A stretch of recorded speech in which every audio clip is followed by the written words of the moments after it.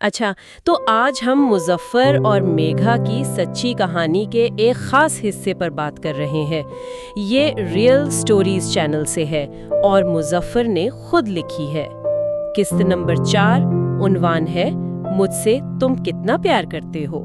جی آج کی گفتگو ایک فون کال کے گرد گھومے گی جو مظفر کی زندگی میں ایک بڑا موڑ لائی، اور ہم سمجھنے کی کوشش کریں گے کہ محبت کے ثبوت میں کیسے ایک انتہائی قدم اٹھایا گیا۔ بالکل، اور یہ دیکھنا بھی اہم ہے کہ جذبات کا اظہار اور محبت کے ثبوت کا یہ مطالبہ کیسے یہ غیر متوقع اور خطرناک صورتحال تک لے گیا۔ صحیح۔ کہانی شروع ہوتی ہے ایسے کہ مظفر کے موبائل پر ایک انجان نمبر سے کال آتی ہے، اور اس کے دل میں فوراً ایک امید جاگتی ہے کہ شاید یہ میگھا ہو۔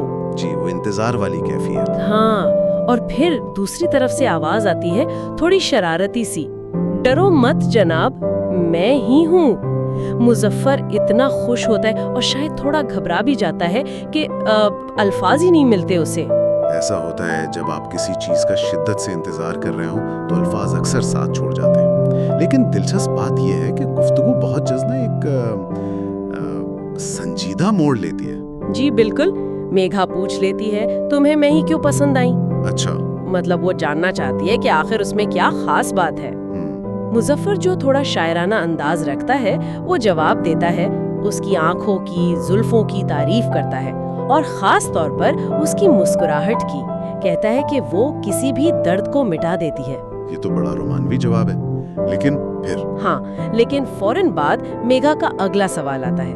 وہ کہتی ہے ایک بات پوچھوں؟ جی۔ آپ صرف ٹائم پاس تو نہیں کر رہے نا میرے ساتھ؟ اوہ، یہ تو اچانک سے، تعلق کی بنیاد پر ایک سوالیہ نشان، یا شاید وہ تعلق کی گہرائی جانچ رہی تھی؟ بالکل، مظفر تو فوراً اس شک کو رد کرتا ہے۔ ظاہر ہے۔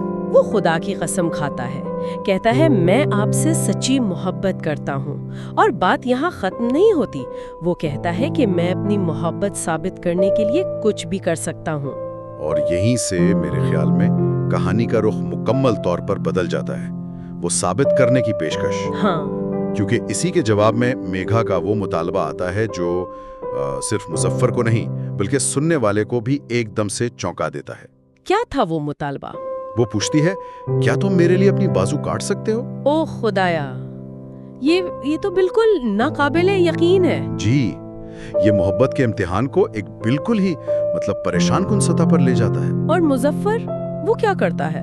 مظفر، جیسا کہ وہ خود لکھتا ہے، اس وقت اس کا پیار پاگل پن کی حد تک جا چکا تھا۔ پاگل پن؟ جی، تو وہ ایک لمحہ بھی نہیں سوچتا اور فوراً ایک بلیڈ اٹھا کر اپنی بازو پر گہرا کٹ لگا لیتا ہے، بغیر سوچے سمجھے۔ بالکل، اسے شاید اندازہ ہی نہیں تھا کہ اس کا نتیجہ کیا نکلے گا۔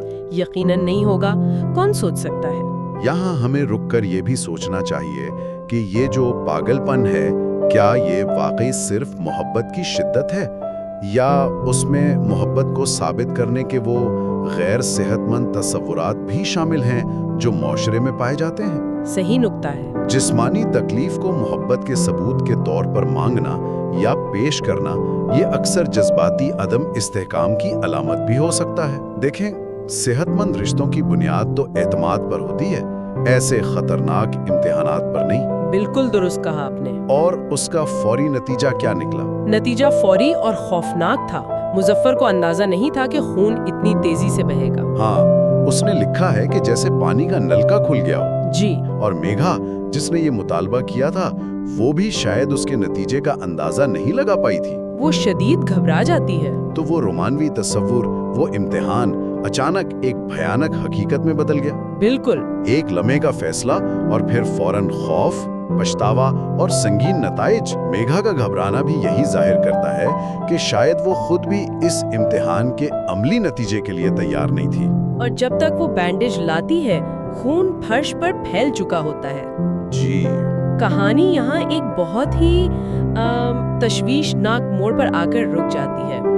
مظفر زخمی ہے، خون بہہ رہا ہے، اور میگھا خوفزدہ ہے۔ ذہن میں بہت سے سوال آتے ہیں۔ کیا مظفر ٹھیک ہو پائے گا؟ اس واقعے کا ان کے رشتے پر کیا اثر پڑے گا؟